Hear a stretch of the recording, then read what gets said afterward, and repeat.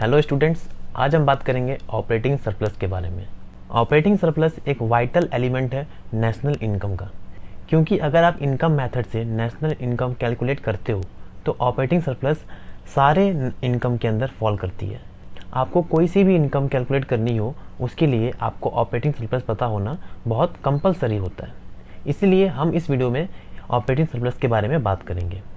Flow chart के form में बात करेंगे, जिससे आपकी कंसेप्ट बहुत ही अच्छे से क्लियर होती जाएगी, आपको कोई डाउट नहीं रहेगा। तो कोई टाइम वेस्ट नहीं करते हैं, अपने इस वीडियो को स्टार्ट करते हैं। मेरा नाम है आकाश कुमार चौहान और आप मेरे साथ देख रहे हो आपका अपना यूट्यूब चैनल एग्जाम बेल। इसी बात पे keep subscribe my channel and hit the bell icon for getting more updates. एक बात मैं आपको बता दूं, मैं अपने इस चैनल पे क्लास 12th की मैक्रो इकोनॉमिक्स की सारी वीडियो अपलोड करने जा रहा हूँ, तो आप इस चैनल को ज़रूर से ज़रूर सब्सक्राइब कर लें और अपने दोस्तों से भी सब्सक्राइब करवा लें। क्लियर है? आइए अब आगे बात करते हैं। तो सर ऑपरेटिंग सरप्लस क्या होती है? तो ये मैंने आपको बताया था, ऑपरेटिंग सरप्लस बिजनेस इनकम होती है। जो लोग बिजनेस करते हैं उनसे जो इनकम निकलती है उस इनकम को ऐड करना होता है नेशनल इनकम निकालने के लिए, तो उसे हम कुछ नाम देंगे। तो उसे हमें नाम दिया ऑपरेटिंग सरप्लस। अब सर हमें समझा दीजिए ऑपरेटिंग सरप्लस कैसे कैलकुलेट होती है। तो आइए फ्रेंड्स, टाइम को वेस्ट नहीं करते हैं और डायरेक्ट अपने फ्लो चार्ट के ऊपर आते हैं कि आखिर कैसे कैलकुलेट करते हैं ऑपरेटिंग सरप्लस को। तो देखो,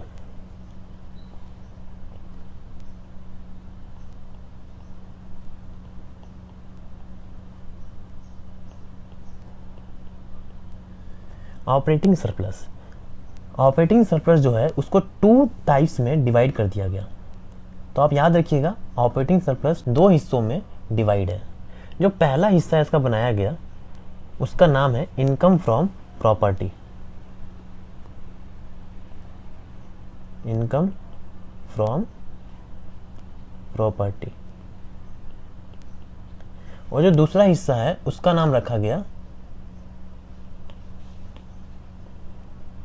इनकम फ्रॉम एंटरप्रेन्योरशिप।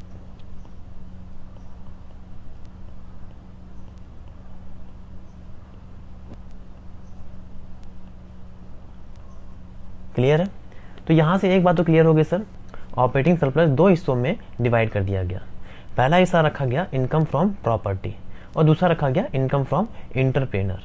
प्रॉपर्टी तो आपको साफ समझ में आ रही है कि प्रॉपर्टी से कमाया गया पैसा। सर एंटरप्रेन्योर क्या होता है? एंटरप्रेन्योर जो अपना खुद का बिजनेस फॉर्म करता है। तो हम ये कह सकते हैं प्रॉपर्टी वाले बिजनेस को छोड़कर सारे बिजनेस इसके अंदर फॉल करेंगे। क्लियर है?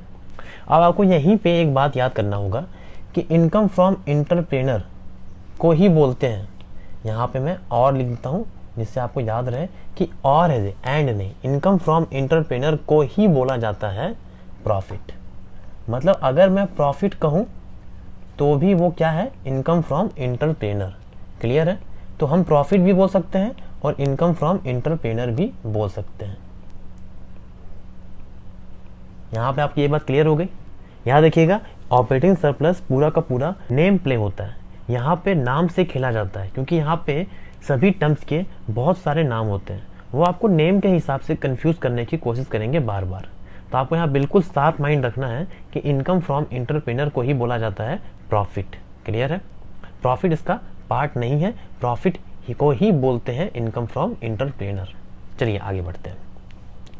सबसे पहले इनकम फ्रॉम प्रॉपर्टी को खत्म करते हैं। आसान है ये बहुत।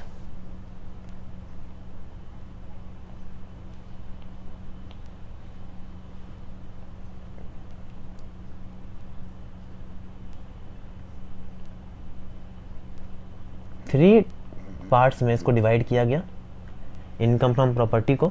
जो पहला पार्ट है वो है रेंट, या तो आप रेंट के फॉर्म में इनकम अर्न करोगे प्रॉपर्टी से। दूसरा है इंटरेस्ट, या तो आप इंटरेस्ट के फॉर्म में इनकम अर्न करोगे प्रॉपर्टी से। और तीसरी है रॉयल्टी। क्लियर है? इनकम फ्रॉम प्रॉपर्टी खत्म। अब आपको लग रहा होगा सर इसमें हार्ड है क्या? इसमें हार्ड है इनकम फ्रॉम एंटरप्रेन्योर, या हम बोल सकते हैं प्रॉफिट। आपको यहीं पे अपनी माइंड को थोड़ा शार्प करना होगा।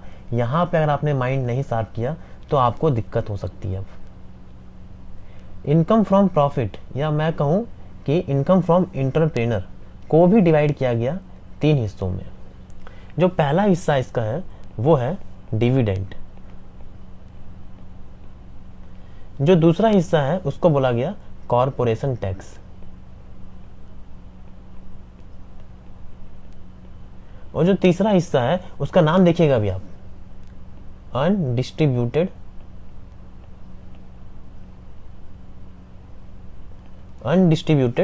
प्रॉफिट। अब देखिए होता क्या है, लोग बहुत कंफ्यूज होते हैं इस वाले प्रॉफिट में और इस वाले प्रॉफिट में। यहां पे आपको याद रखना है कि अगर सिर्फ प्रॉफिट लिखी हुई है तो वो क्या है, इनकम फ्रॉम एंटरप्रेन्योर। लेकिन अगर लिखी हुई है अनडिस्ट्रीब्यूटेड प्रॉफिट तो बात याद रखिएगा, undistributed profit is a part of profit, वो प्रॉफिट का पार्ट है एक। क्लियर रहेगा, याद रहेगा। यही है नेम प्ले। यहीं पे देखिए आप नेम से खेला जा रहा है, तो याद रखिएगा प्रॉफिट को ही बोलते हैं इनकम फ्रॉम एंटरप्रेन्योर और अनडिस्ट्रीब्यूटेड प्रॉफिट पार्ट है प्रॉफिट का। चलिए आगे बढ़ते हैं। खत्म हो चुका है ओएस, इतना ही आपका ओएस है, याद रखिए। लेकिन अब आप देखिएगा नेम प्ले कैसे होता है। नेम प्ले देखिए, नेम प्ले कैसे होने वाला है। नेम प्ले होने वाला है आपके साथ अनडिस्ट्रीब्यूटेड प्रॉफिट के अंदर, क्योंकि अनडिस्ट्रीब्यूटेड प्रॉफिट के कुछ नाम है और लिखा हुआ है, इसका पार्ट नहीं है। इसी को बोलते हैं, क्या बोलते हैं, सब बता दीजिए। इसको बोलते हैं रिटेन्ड अर्निंग।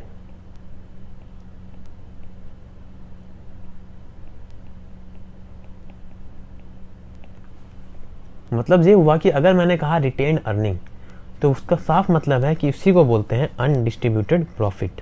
क्लियर है। अगर मैंने क्वेश्चन में आपको दोनों दे दिए, अनडिस्ट्रीब्यूटेड प्रॉफिट और रिटेन्ड अर्निंग भी, तो आपको तो आपके अपने माइंड को शार्प करना होगा, याद रखना होगा कि इनमें से एक को ही आप ऐड करोगे, दोनों को नहीं। क्यों? क्योंकि दोनों तो सेम है। क्लियर हुआ। अभी बात खत्म नहीं हुई। अनडिस्ट्रीब्यूटेड प्रॉफिट को एक नाम से और बुलाते हैं, और वो नाम क्या है? उस नाम को बोलते हैं saving of corporate sector.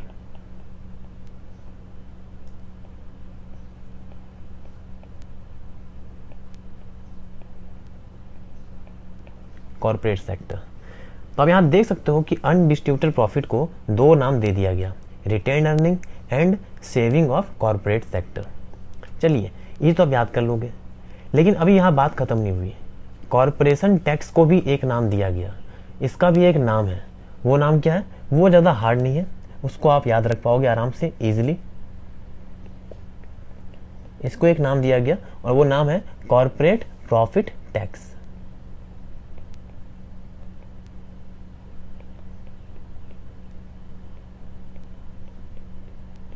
Corporate profit tax. Dividend को डिविडेंड ही बोला जाता है, कोई दिक्कत नहीं है। तो देखो यही है पूरा ओएस।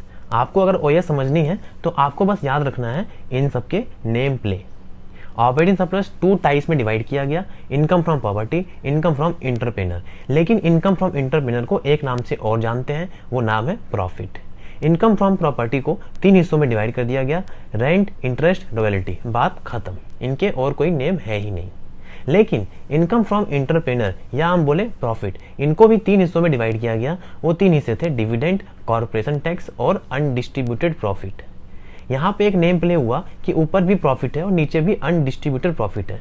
तो यहाँ बात याद रखनी थी कि प्रॉफिट जो है वो तो इनकम फ्रॉम एंटरप्रेन्योर को ही बोलते हैं, लेकिन जो अनडिस्ट्रीब्यूटेड प्रॉफिट है वो पार्ट ऑफ प्रॉफिट कहलाएगा।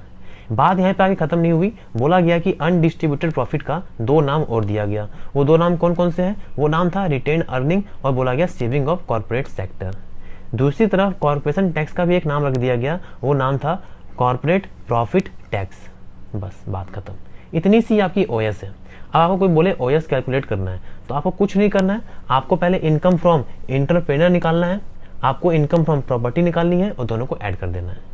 जब आप इनकम फ्रॉम प्रॉपर्टी निकालोगे कोई दिक्कत नहीं है, rent plus interest plus royalty. लेकिन जब आप इनकम फ्रॉम एंटरप्रेन्योर या प्रॉफिट निकाल रहे होगे तब आप नेम प्ले में फंस सकते हो। तो आपको ध्यान रखना होगा कि अगर अनडिस्ट्रीब्यूटेड प्रॉफिट, रिटेन्ड अर्निंग और सेविंग ऑफ कॉर्पोरेट सेक्टर तीनों दे दिए गए हैं तो आप खाली एक को ही इंक्लूड करोगे, क्योंकि बाकी दोनों नाम सेम है। अगर कॉर्पोरेशन टैक्स और कॉर्पोरेट प्रॉफिट टैक्स दे दिए गए हैं तो आप खाली एक को ही इंक्लूड करोगे, क्योंकि अवॉइड फॉर डबल काउंटिंग, और इंक्लूड करोगे डिविडेंड को। अगर आप इन तीन चीज को ऐड करते हो तो आपको मिलेगा इनकम फ्रॉम एंटरप्रेन्योर या मैं कहूँ प्रॉफिट। प्रॉफिट निकल जाने के बाद, इनकम फ्रॉम प्रॉपर्टी निकल जाने के बाद आप इन दोनों को आपस में ऐड कर दोगे, आपको मिल जाएगा ऑपरेटिंग सरप्लस। फिर उसको आप अपने किसी भी इनकम को फाइंड करने के लिए लगा सकते हो कहीं पे भी। क्लियर हुआ? ये आपकी पूरी वीडियो है ऑपरेटिंग सरप्लस की। अगर आपका डाउट क्लियर हो गया इस वीडियो से तो प्लीज़ हमें लाइक करके बताइएगा। आपके लाइक से हमें फीडबैक मिलता है और मुझे पता चलता है कि हाँ, ये वीडियो आप तक पहुंच पा रही है और आपको समझ में आ रहा है सब कुछ। फिर भी अगर आपको कुछ समझ नहीं आया तो कमेंट बॉक्स आप सभी के लिए है। आप कमेंट कर सकते हो, बता सकते हो आपका डाउट क्या है। आपको समझाने की पूरी कोशिश करूँगा। और अगर आप चैनल पर नए हो, जैसे मैंने पहले कहा, चैनल को सब्सक्राइब कर लें, क्योंकि इस चैनल पे क्लास 12th की मैक्रो इकोनॉमिक्स की सारी वीडियो आने वाली है फ्री ऑफ कॉस्ट। तो इस चैनल को सब्सक्राइब करना बिल्कुल ना भूलें और अपने दोस्तों से भी सब्सक्राइब करवाएं। चैनल सब्सक्राइब कर रहे हैं तो बेल आइकन को दबाएं और सेटिंग इसकी ऑल पे लेके जाएं, क्योंकि तभी आपको मिल पाएगी हमारी वीडियो की रेगुलर अपडेट्स। तो आज के इतना ही friends, thank you and have a nice day.